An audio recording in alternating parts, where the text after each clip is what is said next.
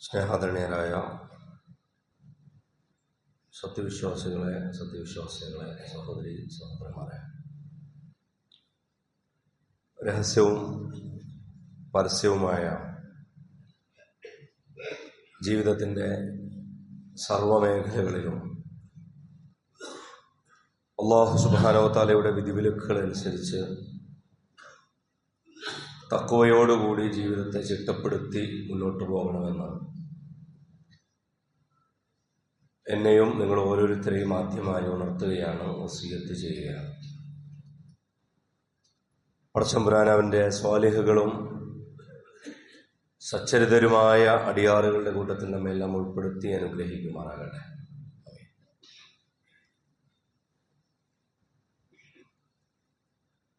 വിശ്വാസി സമൂഹത്തിനായി പടച്ചതമ്പുരാൻ നിർണയിച്ചു തന്നിട്ടുള്ള എല്ലാ കാര്യങ്ങളിലും, എല്ലാ ആരാധനാനുഷ്ഠാനങ്ങളിലും, എല്ലാ നന്മകളിലും, അതുപോലെ തന്നെ എല്ലാ തിന്മകളിൽ നിന്നുള്ള അകന്നു നിൽക്കലുകളിലും അള്ളാഹുവിൻ്റെ ഇൽമും അള്ളാഹുവിൻ്റെ ഹിക്മത്തും,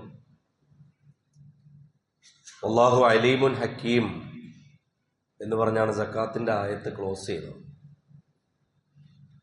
അള്ളാഹുവിൻ്റെ ഇൽമുണ്ട്, അള്ളാഹുവിൻ്റെ ഹിക്മത്തുണ്ട്. ഇത് രണ്ടിന്റെയും അടിസ്ഥാനത്തിലാണ് പടച്ചതമ്പുരാൻ ഈ ലോകത്ത് പ്രത്യേകിച്ചും വിശ്വാസി സമൂഹത്തിനായി നിർദ്ദേശിച്ചു വെച്ചിട്ടുള്ള അവന്റെ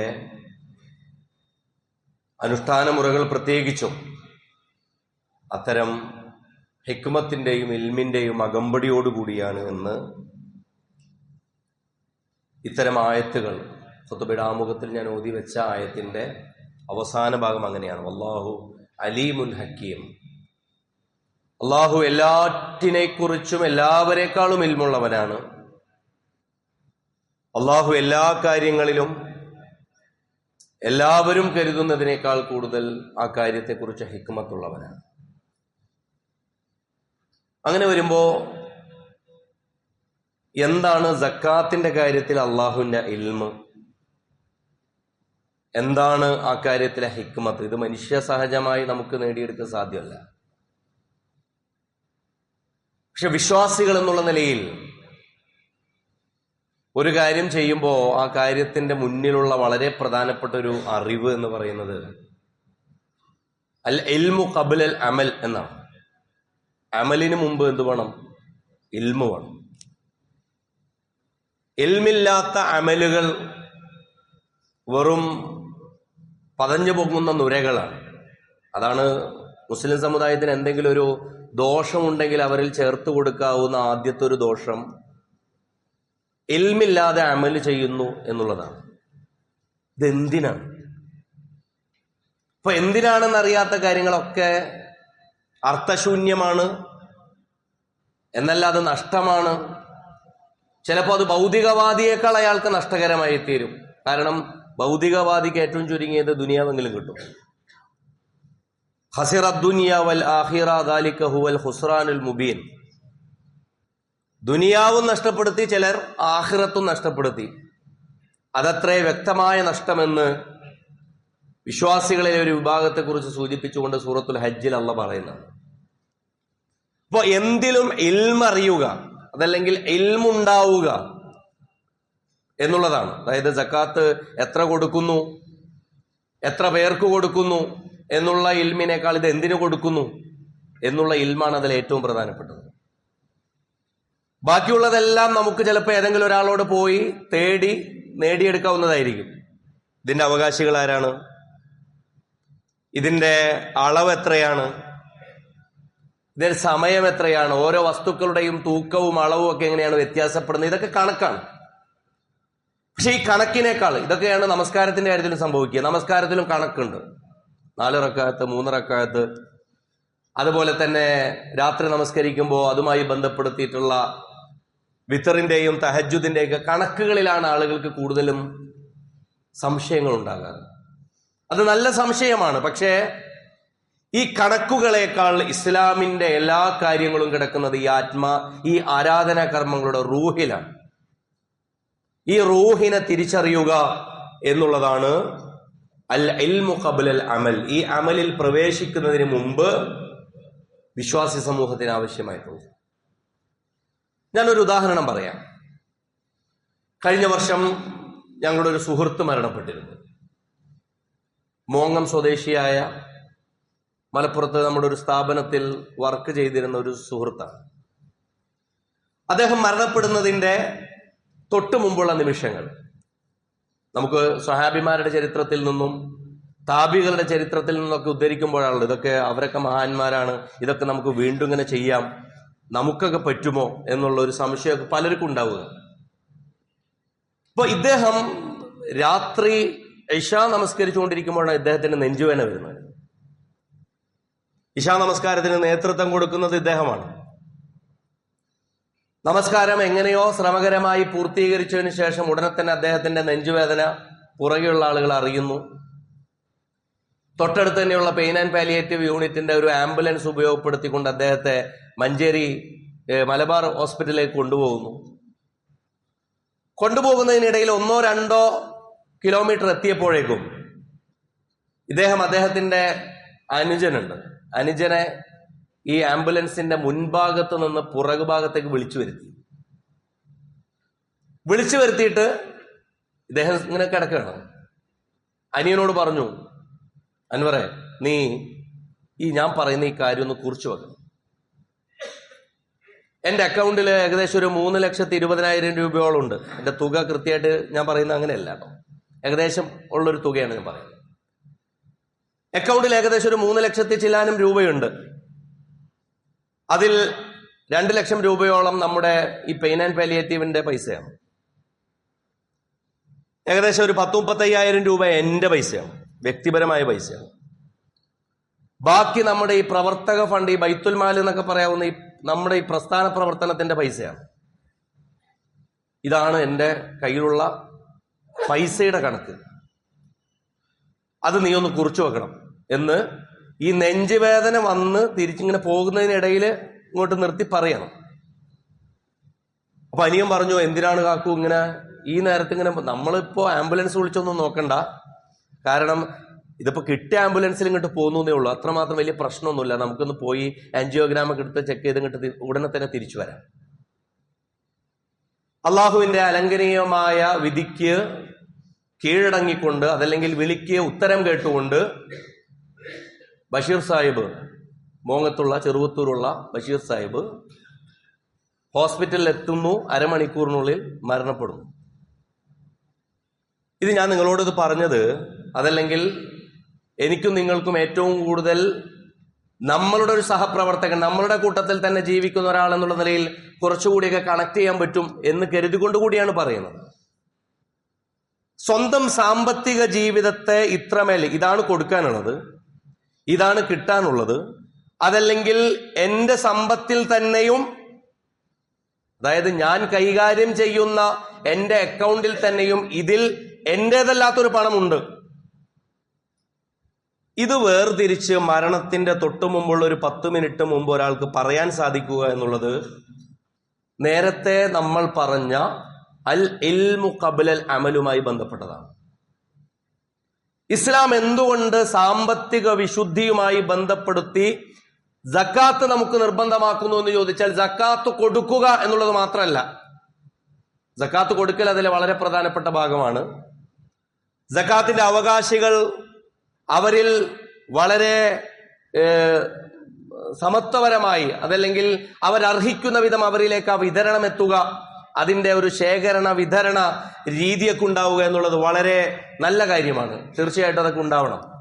പക്ഷെ അതിനേക്കാൾ കൂടുതൽ ഒരു വ്യക്തിക്ക്, ഞാനും നിങ്ങളൊക്കെ വ്യക്തികളാണ്, നമ്മളെ സക്കാത്ത് യഥാർത്ഥത്തിൽ പഠിപ്പിക്കുന്നത് എന്താണെന്ന് ചോദിച്ചാൽ, നമ്മളുടെ സമ്പത്തിനെ കുറിച്ച 1 വർഷത്തെ ഓഡിറ്റിംഗ് ആണ്. ചിലർ പറയും എനിക്ക് സക്കാത്ത് കൊടുക്കാനൊന്നുമില്ല എന്നാണ്, ഞാൻ അങ്ങനെ കൂട്ടി നോക്കേണ്ടത് പോലും ഇല്ല എന്നാണ്, കാരണം ഞാൻ അങ്ങനെ സക്കാത്ത് കൊടുക്കേണ്ട ഒരാളല്ലല്ലോ എന്നാണ്. എങ്കിലും നിങ്ങളത് കൂട്ടി നോക്കണം. കാരണം നിങ്ങൾക്ക് എത്ര കൊടുക്കാനുണ്ട്? നിങ്ങൾ കടക്കാരനാണോ? കടബാധിതനാണോ? നിങ്ങൾക്ക് എത്ര കിട്ടാനുണ്ട്? ഇനി നിങ്ങൾക്ക് കിട്ടാനുണ്ടെങ്കിൽ തന്നെ അതിൽ എത്ര കിട്ടാ കടമുണ്ട്? അതല്ലെങ്കിൽ നിങ്ങൾ പ്രതീക്ഷിക്കാത്തത് എത്രയുണ്ട്? നിങ്ങൾക്ക് എത്രയുണ്ട് വരുമാനം? നിങ്ങൾക്ക് എത്രയുണ്ട് നിങ്ങൾ സൂക്ഷിച്ചു വെച്ചിട്ടുള്ള നിങ്ങളുടെ നിക്ഷേപം? ഇതൊക്കെ കൂടി ചേർന്ന് സക്കാത്തിന്റെ മുതലുകൾ നിങ്ങൾ എടുത്തു നോക്കൂ. ഒന്ന് ലൈവ് സ്റ്റോക്കാണ്, കന്നുകാലികളുമായി ബന്ധപ്പെട്ടൊരു ഭാഗമാണ്. മറ്റൊന്ന് നമ്മൾ ഇന്ന് ആധുനിക കാലത്ത് കറൻസിക്ക് തുല്യമായി പറയുന്ന വെള്ളിയും സ്വർണവുമാണ്.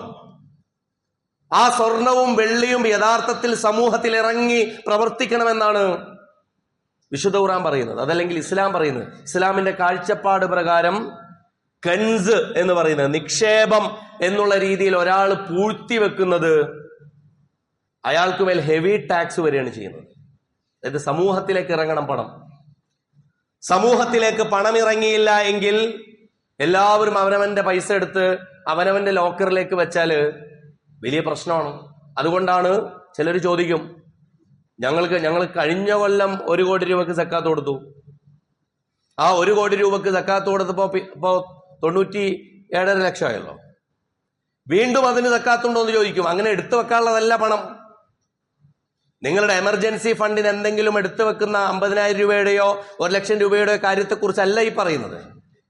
മറിച്ച് സമൂഹത്തിലേക്ക് ഇത് ഇറങ്ങുകയും സമൂഹത്തിന്റെ ആവശ്യങ്ങൾക്കായി ഉപകാരപ്പെടുകയും ഇത് സമൂഹത്തിൽ 1 അല്ല 2 അല്ല 10 അല്ല 10,000 പ്രസവിക്കുകയും ചെയ്യുന്ന ഒരു പണി സമൂഹത്തിന്റെ ഉപജീവനമായി, സമൂഹത്തിലെ ഒരുപാട് പേർക്കുള്ള തൊഴിലായി, ഒരുപാട് പേരുടെ ജീവിത വൃത്തിക്കുള്ള കാരണമായി അല്ലാഹു സുബ്ഹാനഹു വ തആല വെച്ചിട്ടുള്ള ഖിയാം എന്നാണ് വിശുദ്ധ ഖുർആൻ ഒരു ഭാഗത്ത് ഉപയോഗിക്കുന്നത്. ഖിയാമാണ്. അതോടൊപ്പം അത് ഖിവാമും കൂടിയാണ്. ഈ ലോകത്തെ മനുഷ്യന്റെ ജീവിതത്തിന്റെ ആധാരം എന്ന് പറയുന്നത് പണമാണ്. ഈ പണത്തെ മുൻനിർത്തിയുള്ള കാഴ്ചപ്പാടാണ് യഥാർത്ഥത്തിൽ സക്കാത്തിനെ മുൻനിർത്തിയുള്ള വിചാരത്തിൽ ഏറ്റവും പ്രധാനപ്പെട്ടതായിട്ടുള്ളത്.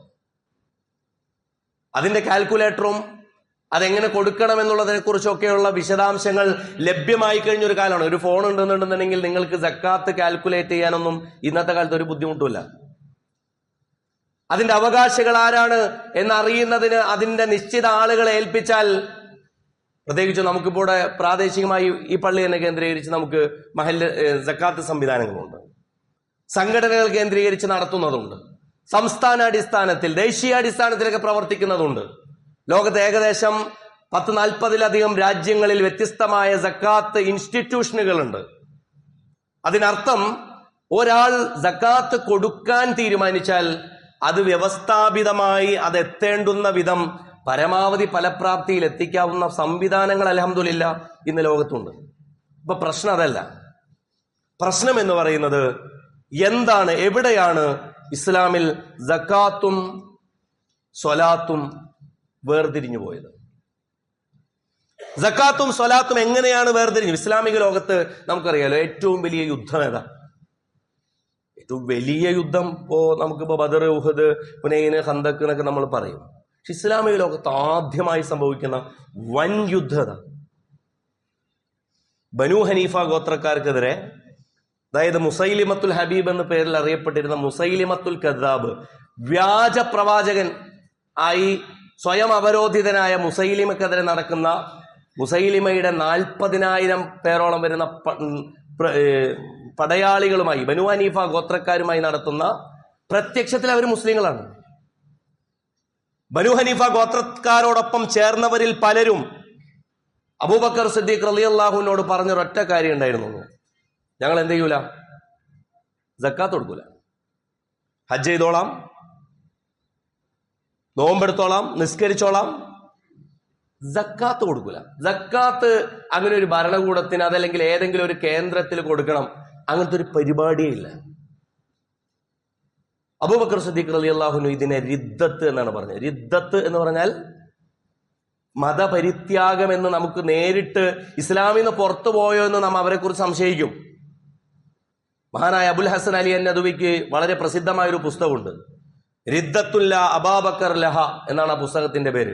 അബൂബക്കർ ഇല്ലാത്ത പരിത്യാഗം. അതായത് പുതിയ കാലത്തെ ഇസ്ലാമിലെ ഓരോ ഭാഗങ്ങളെ ഓരോരുത്തർ പകുതി വെച്ച് അതില്ല ഇസ്ലാമില്, ഇതില്ല ഇസ്ലാമിൽ, ഇസ്ലാമിൽ സാമൂഹികതയില്ല, ഇസ്ലാമിൽ രാഷ്ട്രീയമില്ല, ഇസ്ലാമിൽ ഈ നാട്ടിലുള്ള ബാക്കിയുള്ളവർ പറയുന്ന സാധനം മാത്രമേ ഉള്ളൂ എന്ന് പറഞ്ഞിട്ട് ഇപ്പോൾ ഒരു വൈക്കാക്കാൻ വേണ്ടിയിട്ടൊരു ശ്രമം നടക്കുന്നുണ്ടല്ലോ. ബാക്കിയുള്ളവർ പറയുന്നതനുസരിച്ച് ഒരു ഇസ്ലാം. അബുൽ ഹസൻ അലി നദ്വി അദ്ദേഹത്തിന്റെ പുസ്തകത്തിൽ പറയുന്നത് റിദ്ദത്തുല്ല അബൂബക്കർ ലഹ, അബൂബക്കർ ഉണ്ടായിരുന്നുവെങ്കിൽ റിദ്ദ മതപരിത്യാഗം എന്ന് പറയാവുന്ന സാമൂഹിക അവസ്ഥയിൽ ഇസ്ലാമിനെ വീതം വെച്ചൊരു കാലത്താണ് നമ്മളുള്ളത്. അബൂബക്കർ സിദ്ദീഖ് റളിയല്ലാഹു അൻഹു ആദ്യം ഇക്രിമത്ത് ബിൻ അബീ ജഹലിന്റെ നേതൃത്വത്തിലെ സൈന്യം പോകുന്നു. നിങ്ങൾ ആലോചിക്കണം, ഇന്ന് സൗദി അറേബ്യയിലുള്ള റിയാദിന് തൊട്ടടുത്തുള്ള യമാമ എന്ന് പറയുന്ന പ്രദേശത്ത് വെച്ചാണ് ആ യുദ്ധം നടക്കുന്നത്. ആദ്യം ഇക്രിമത്ത് ബിൻ അബീ ജഹൽ എത്തുന്നു. ആ സൈന്യം തോറ്റു, വിജയിക്കാൻ സാധിച്ചില്ല. ഷുർഹബീൽ ബിൻ ഹസൻ റളിയല്ലാഹുവിന്റെ നേതൃത്വത്തിൽ രണ്ടാമത്തെ സൈന്യത്തെ അയക്കുന്നു. ആ സൈന്യവും പരാജയപ്പെടുന്നു. പിന്നീടാണ് ഏകദേശം 12,000-ഓളം വരുന്ന സൈനികരുടെ നേതൃത്വത്തിൽ സൈഫുല്ലാഹിൽ മസ്ലൂൽ, ഊരിപ്പിടിച്ച അള്ളാഹുവിന്റെ ഖഡ്ഗം എന്നറിയപ്പെടുന്ന ഖാലിദ് ബിൻ വലീദിന്റെ നേതൃത്വത്തിൽ യമാമയിലേക്ക് ആളുകൾ പോയി മുസൈലിമയുടെ നേതൃത്വത്തിലുള്ള ആളുകളോട് യുദ്ധം ചെയ്യുന്നത്. ഇപ്പൊ നമ്മള് സക്കാത്ത്, സ്വലാത്ത് എന്നൊക്കെ പറയുമ്പോ ഇസ്ലാമിൽ നിന്ന് റസൂലുള്ളാഹി സ്വല്ലല്ലാഹു അലൈഹി വസല്ലമയുടെ വഫാത്തിന് ശേഷം മനുഷ്യരെന്നെ ആദ്യം തീരുമാനിച്ച സാധനമാണ് എന്ത്? സക്കാത്ത് വേണ്ട. സ്വഹാബിമാർ സമൂഹത്തിൽ നിലകൊള്ളുന്ന കാലത്താണ് കേട്ടോ. ഇപ്പോ നമ്മൾ അവിടെ നിന്ന് 1400 കൊല്ലങ്ങൾക്ക് ഇപ്പുറം ഉള്ളത്. ആളുകൾ ആദ്യം തങ്ങളുടെ സാമ്പത്തിക അധികാരവുമായി ബന്ധപ്പെട്ട കാര്യത്തിലാണ് ഓട്ടോണമസ് ആയി പ്രഖ്യാപിക്കുക. സ്വയം ഭരണം പ്രഖ്യാപിക്കുന്ന ഒരു വിഷയം എന്റെ സമ്പത്തിന്റെ കാര്യത്തിലേക്ക് വരണ്ടാണ്. വിശുദ്ധ ഖുർആൻ പറയുന്ന അതിലെ ഏറ്റവും വലിയ പ്രതി ഖാറൂനാണ്. സൂറത്തു ഖസസിൽ വലിയൊരു ഭാഗം മാറ്റിവെച്ചിരിക്കുന്നത് ഖാറൂന് വേണ്ടിയിട്ടാണ്. ഖാറൂൻ പറഞ്ഞ എന്താണെന്നറിയോ? ഇന്നമാ ഊതീതുഹു അലാ ഇൽമിൻ ഇൻദി, ഇത് ഞാൻ പണിയെടുത്തുണ്ടാക്കിയ എന്റെ മുതലാണ്. അതില് മൂസ അഭിപ്രായം പറയേണ്ടതാണ്. എന്റെ അധ്വാനം കൊണ്ട്, എന്റെ ഇന്റലക്ട് കൊണ്ട്, എന്റെ ബുദ്ധിശക്തി കൊണ്ട്, അതായത് തറവാട്ട് വഴിക്കൊന്നും കിട്ടിയതല്ല, അനന്തരാവകാശത്തിലൊന്നും കിട്ടിയതല്ല, ഞാൻ പണിയെടുത്ത് നയിച്ചുണ്ടാക്കിയതാണെന്ന് നമ്മുടെ നാട്ടിൽ പറയുമല്ലോ. നയിച്ചുണ്ടാക്കിയ പൈസ അങ്ങനെ ആൾക്കാർക്ക് കൊടുക്കാനുള്ളതല്ല. അവിടെയാണ് അള്ളാഹ് ഇതിന്റെ ആത്മാംശത്തെ നമ്മൾ പഠിക്കും. സക്കാത്ത് അതിലെ ഏറ്റവും നിർബന്ധകരമായൊരു ഭാഗമാണ്. അതായത് സക്കാത്തിലെ തുകയുടെ ഒരു പ്രത്യേകത എന്താണെന്ന് വെച്ചാൽ നിങ്ങൾ കൊടുക്കേണ്ടത് പോലുമല്ല, നിങ്ങളിൽ നിന്ന് എടുക്കേണ്ടതാണ്. സ്വതക്ക പോലുമല്ല അത്. നമ്മൾ അങ്ങനെ മനസ്സിലാക്കണം.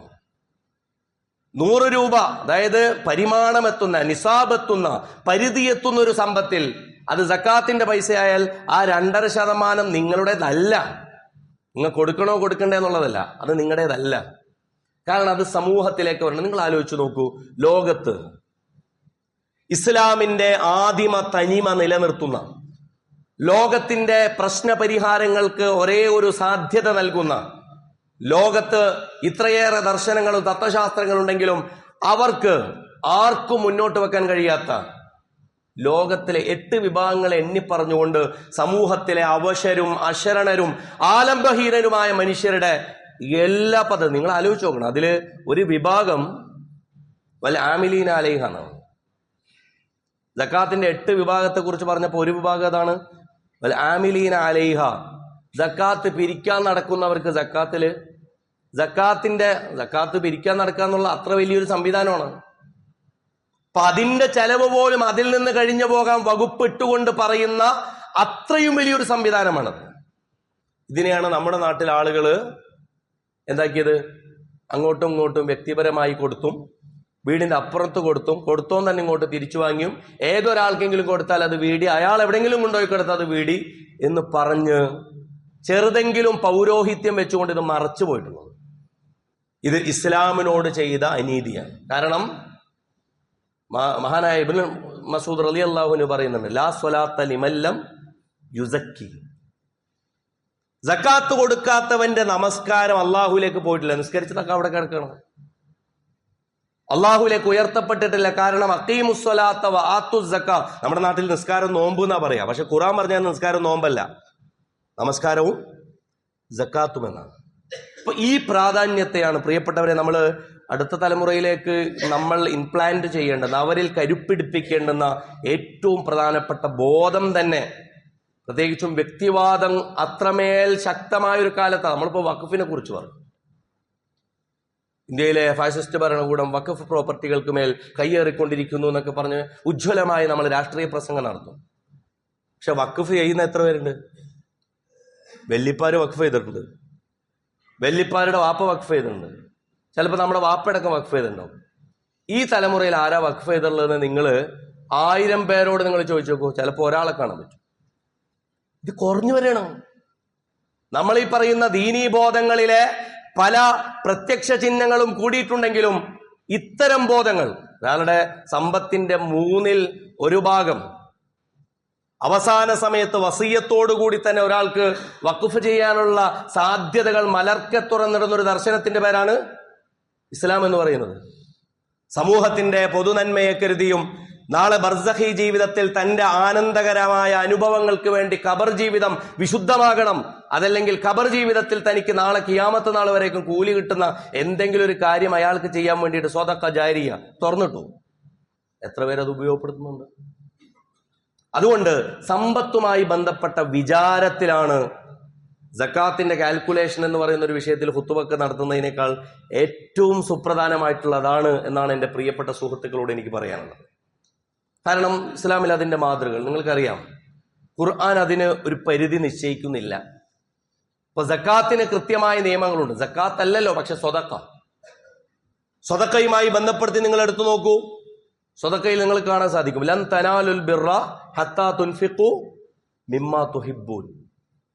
ഇതൊരു രൂപമാണ്. നിങ്ങൾക്ക് ഏറ്റവും ഇഷ്ടപ്പെട്ടത് നിങ്ങൾ അള്ളാഹിന്റെ മാർഗത്തിൽ കൊടുക്കുമ്പോഴാണ് സ്വർഗത്തിലെ ഏറ്റവും ഉന്നതമായ സ്ഥാനം നിങ്ങൾക്ക് കിട്ടുക, ബിർറ് നിങ്ങൾക്ക് കിട്ടുക.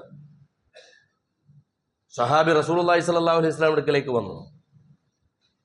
അബൂദർദാ റളിയല്ലാഹു അൻഹു വന്നിട്ട് പറഞ്ഞു, റസൂലെ, എന്റെ മുന്നിലുള്ള എന്റെ ബൈറുഹാ തോട്ടം ഇതാ ഞാൻ അങ്ങോട്ട് തന്നിരിക്കുന്നു, ഞാൻ അങ്ങോട്ട് സമർപ്പിച്ചിരിക്കുന്നു. റസൂല് പറഞ്ഞു, അത്ര ആവേശത്തിൽ വേണ്ട, ഈ ആയത്ത് ഇറങ്ങിയിട്ടല്ലേ ഉള്ളൂ, 2 ദിവസം ആലോചിച്ചിട്ട് മതി. ചിലവർക്ക് അങ്ങനെ ഉണ്ടാവും, കേട്ട ഉടനെ തന്നെ ഒരു ആവേശം. റസൂലുള്ളാഹി സ്വല്ലല്ലാഹു അലൈഹി വസല്ലമയോട്, അല്ല എനിക്ക് ബിർറ് കിട്ടണം എങ്കിൽ ഇതന്നെ വേണം, ഇതൊരു നിലപാട്. ഇത് സമൂഹത്തിൽ എല്ലാവർക്കും ഇസ്ലാം നിർബന്ധമാക്കിയിട്ടില്ല കേട്ടോ. എല്ലാവരും അവനാന്റെ പ്രിയപ്പെട്ടത് കൊടുക്കാൻ പറഞ്ഞിട്ടില്ല. പക്ഷെ എല്ലാറ്റിനേക്കാളും പ്രിയപ്പെട്ടതായി കരുതുന്ന ചിലത് കൊടുക്കുന്നവരുമുണ്ട് സമൂഹത്തിൽ എന്നൊരു പാഠത്തിന് വേണ്ടിയിട്ട് അത് പറഞ്ഞല്ലോ. വേറൊരു ഭാഗത്ത് സ്വന്തം സമ്പത്തിനെ പകുതി വീതം വെച്ചവരുണ്ട്, ഇല്ലേ? തബൂക്ക് യുദ്ധത്തിന്റെ വേളയിൽ അബൂബക്കർ സിദ്ദീഖ് റളിയല്ലാഹു ഉമർ റളിയല്ലാഹു തമ്മിലുള്ള സംഭവം നമുക്കറിയാം.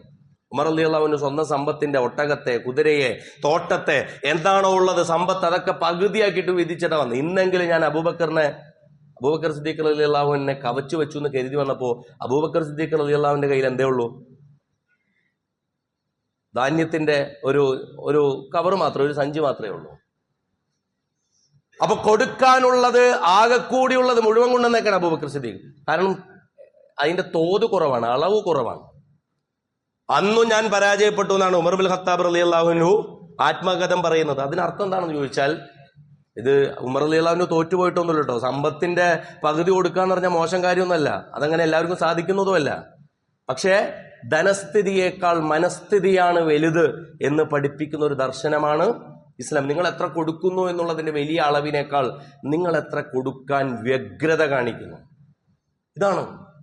ഇനി ഇത് ഉണ്ടായിട്ട് കൊടുക്കുന്നല്ല, ഇനി ഇല്ലെങ്കിലോ? വയുസിറൂന അലാ അൻഫുസിഹിം വലൗ കാന ബിഹിം, സ്വന്തം ഇല്ല എന്നിട്ടും വേറൊരുത്തർ കൊടുക്കാൻ വേണ്ടി ശ്രമിക്കുന്ന ആളുകളോ അങ്ങനെയുണ്ട്. ഇതാണ് റസൂലുള്ളാഹി സ്വല്ലല്ലാഹു അലൈഹി വസല്ലമയുടെ പള്ളിയിൽ വിരുന്ന് വന്ന ഒരു അതിഥിയോട് ഞാൻ സൽക്കരിക്കാം ഇയാളെ എന്ന് പറഞ്ഞ് ആവേശത്തോടുകൂടി അബൂ തൽഹ റളിയല്ലാഹു അൻഹു വിളിച്ചുകൊണ്ടുപോയി. ആവേശത്തിൽ വിളിച്ചുകൊണ്ടുപോയത് ഓർമ്മയുള്ളൂ, വീട്ടിൽ എന്തുണ്ടായിരുന്നു എന്ന് ഓർമ്മയുണ്ടായില്ല. സംഭവിച്ചത് എന്താണ് നമുക്കറിയാം. ഭാര്യ ചോദിച്ചു, നിങ്ങൾ എന്ത് കണ്ടിട്ടാണ് ഈ അതിഥി, അള്ളാന്റെ റസൂലിന്റെ അതിഥിയെ കൂട്ടിക്കൊണ്ടുവന്നത്? ഒന്നുമില്ല, ഞാൻ ആവേശത്തിൽ വിളിച്ചുകൊണ്ടുവന്നതാണ്. ആകെ കൂടിയുള്ളത് ഒരു റൊട്ടിയാണ്. എന്താ ചെയ്തത് നമുക്കറിയാലോ. കുട്ടീനെയും വീട്ടുകാരൊക്കെ അങ്ങോട്ട് കിടന്നുറങ്ങി, അതല്ലേ കുട്ടികളെ അങ്ങോട്ട് കിടത്തി ഉറക്കി. നമ്മൾ ഭക്ഷണം കഴിക്കാതെയാണോ താൻ ഭക്ഷണം കഴിക്കുന്നതെന്ന് അതിഥിക്ക് വിഷമം ഉണ്ടാകാതിരിക്കാൻ വേണ്ടി വിളക്കൂതിയതാണ്, അല്ലെ? അതായത് വിശന്നിരുന്നിട്ട് വിളക്കൂതിയിട്ട് അതിഥിയെ വിരുന്നൂട്ടിയ സംഭവമാണ് അബൂ തൽഹ റളിയല്ലാഹുവിന്റെ ഉള്ളത്. പിറ്റേ ദിവസം രാവിലെ റസൂലുള്ളാഹി സ്വല്ലല്ലാഹു അലൈഹി വസല്ലമയുടെ അടുത്തെത്തുമ്പോ ലഹിഖല്ലാഹു തിൽക്കൽ ബാരിഹ എന്നാണ് അള്ളാന്റെ റസൂല് പറഞ്ഞത്. ഇന്നലെ രാത്രി അള്ളാഹ് ചിരിച്ചു. ഇന്നലെ രാത്രി അള്ളാഹ് ചിരിച്ചു. എന്താണ് അള്ളാഹ് ചിരിക്കുക എങ്ങനെയാണെന്ന് അല്ല, അതിന്റെ തഫ്സീർ നോക്കിയിട്ടല്ല പോകേണ്ടത്. എന്റെ അടിമ എന്റെ പൊരുത്തവും പ്രീതിയും നേടാൻ വേണ്ടി മറ്റൊരടിമയെ അതിഥി സൽക്കാരം നടത്തിക്കൊണ്ട് അവന്റെ വിശപ്പ് പരിഹരിച്ചുകൊണ്ട് എന്റെ പൊരുത്തം നേടാൻ വേണ്ടി കാട്ടിക്കൂട്ടുന്ന ഈ ഡ്രാമ ഉണ്ടല്ലോ, ഈ നാടകം, ഇത് കണ്ടിട്ട് പടച്ചോന് ചിരിയുണ്ട്. അതുകൊണ്ട് നമ്മളിപ്പോ സക്കാത്ത് എന്നുള്ളത് അത് നേരത്തെ ബഷീർ സാഹിബിനെ കുറിച്ച് നമ്മൾ പറഞ്ഞ പോലെ ഇതില് ഏറ്റവും ആദ്യം വേണ്ടത് സമ്പത്ത് ഇതെന്റെ അല്ല. സമ്പത്ത് എന്റെ അർഹത കൊണ്ട് മാത്രം കിട്ടുന്നതല്ല. അർഹത കൊണ്ട് കിട്ടും, പക്ഷെ അർഹത കൊണ്ട് അത് നിലനിന്ന് കൊള്ളണമെന്നില്ല. സൗന്ദര്യത്തിനും സമ്പത്തിനും അഭിമാനത്തിനൊക്കെ അങ്ങനെ ഒരു സംഭവമുണ്ട്. അഭിമാനമൊന്നും നിങ്ങൾ വിചാരിക്കാതെ അങ്ങോട്ട് പോകും, സമ്പത്ത് നിങ്ങൾ വിചാരിക്കാതെ അങ്ങോട്ട് പോകും, സൗന്ദര്യവും നിങ്ങൾ കരുതാതെ അങ്ങോട്ട് പോകും. ഈ ലോകത്ത് അങ്ങനെ ബാക്കിയാകുന്നത് ദീന് മാത്രമേ ഉള്ളൂ എന്ന് പറഞ്ഞാൽ അതിൽ ഏറ്റവും സുപ്രധാനമായി നിങ്ങളുടെ സമ്പത്തിനെയും നിങ്ങൾ ദീൻ പഠിപ്പിക്കുക. ഇതിന്റെ വളരെ ആദ്യ വിചാരത്തിന്റെ ഫസ്റ്റ് ഡോറാണ് സക്കാത്ത്. നേരത്തെ നമ്മൾ പറഞ്ഞേക്കാം അത് കഴിഞ്ഞു വരുന്നതാണ്. ഇതിൽ ഏറ്റവും ഫർള ഇതൊക്കെ കഴിഞ്ഞിട്ടാണ് പലരും സക്കാത്ത് നോക്കുക. മറ്റേതൊക്കെ ഇങ്ങനെ ചില്ലറ ചെയ്യുന്നവരുണ്ടാവും, അതൊക്കെ ചെയ്തോളൂ. പക്ഷെ നിർബന്ധമായ ബാധ്യതകൾ, മറ്റുള്ളവന്റെ ഒരു ഹക്ക് നമ്മളിൽ ഇല്ല എന്ന് ഉറപ്പുവരുത്തേണ്ട. റമദാൻ വരികയാണ്, 5-10 ദിവസങ്ങളാണ് നമ്മുടെ മുമ്പിലുള്ളത്. അതിനു മുമ്പ് നമ്മളുടെ ഒരു സാമ്പത്തിക ജീവിതം 3 ദിവസം കഴിയുമ്പോൾ സാമ്പത്തികമായ വസിയത്തുകൾ ഉണ്ടെങ്കിൽ അത് തിരുത്തിയിട്ടാണ് തലയണപ്പുറത്ത് കിടക്കാൻ പാടുള്ളൂ എന്നാണ് പ്രമുഖരായ ഇമാമുകളൊക്കെ പറയുന്നത്. 3 ദിവസം കൂടുമ്പോൾ എന്ത് ചെയ്യണമെന്നാണ്? വസിയത്ത്, സ്വന്തം വസിയത്ത് സാമ്പത്തിക കാര്യത്തിലുണ്ടെങ്കിൽ എഴുതി വെക്കണമെന്നാണ്. അങ്ങനെ എഴുതി വെക്കാത്തപ്പോൾ ലോകത്തെ എല്ലാ വലിയ സാമ്പത്തിക വിചാരങ്ങളെ കുറിച്ച് വർത്താനം നടത്തിയാലും ചിലപ്പോൾ കൈപ്പിടിയിൽ ഒതുങ്ങൂലത്. എന്തുകൊണ്ടാണ് 3 ദിവസം കൂടുമ്പോൾ തിരുത്തണമെന്ന് പറഞ്ഞാൽ 3 ദിവസം എക്സ്ട്രാ പടച്ചവൻ വീണ്ടും തന്നാല് ഇനി നിങ്ങൾക്ക് അതിൽ വീണ്ടും എല്ലാ മാറ്റത്തിരുത്തലുകളോ കൂട്ടിച്ചേർക്കലുകളോ വരുത്തണമെന്നുണ്ടെങ്കിൽ അതും വരുത്താന്നാ പറയുന്നത്. അപ്പോ ഈ റമദാനിനെ മുൻനിർത്തി ഏറ്റവും സുന്ദരമായ ഒരു സാമ്പത്തിക ജീവിതം കൂടി തുടങ്ങാനുള്ള നമ്മുടെ ഒരു ബാലൻസ് ഷീറ്റ്, നമ്മുടെ ഒരു പ്രോഫിറ്റ് ആൻഡ് ലോസ്, അതല്ലെങ്കിൽ വ്യക്തിപരമായി നമ്മുടെ ബാധ്യതകൾ, കൊടുക്കാനുള്ളത് കിട്ടാനുള്ളത്, അതുപോലെ തന്നെ സക്കാത്തിന്റെ കാര്യത്തിൽ തന്നെയും നമുക്ക് കൃത്യമായി, അപ്പോഴാണ് നമ്മൾ ഈ സക്കാത്തിന്റെ പിടിച്ചു വെക്കുകയല്ല, കൊടുക്കാൻ എന്ത് വകുപ്പുണ്ട് എന്നുള്ള ചിന്ത നമ്മളിൽ വന്നു ചേരുകയുള്ളൂ. ആ നിലക്കുള്ള ഒരു ആലോചന കൂടി പ്രത്യേകിച്ചും ഈ റമദാനിന്റെ ഒരു മുറ്റത്ത്, അതല്ലെങ്കിൽ റമദാനിന്റെ ഈ ഒരു പടിവാതിൽക്കൽ എത്തി നിൽക്കുന്ന നമുക്ക് ആവശ്യമാണ്. പരസംപുരാൻ ആ നിലക്കുള്ള നമ്മുടെ എല്ലാ കർമ്മങ്ങൾക്കും കൂടുതൽ സ്വീകാര്യം നൽകി നമ്മെ അനുഗ്രഹിക്കുമാറാകട്ടെ.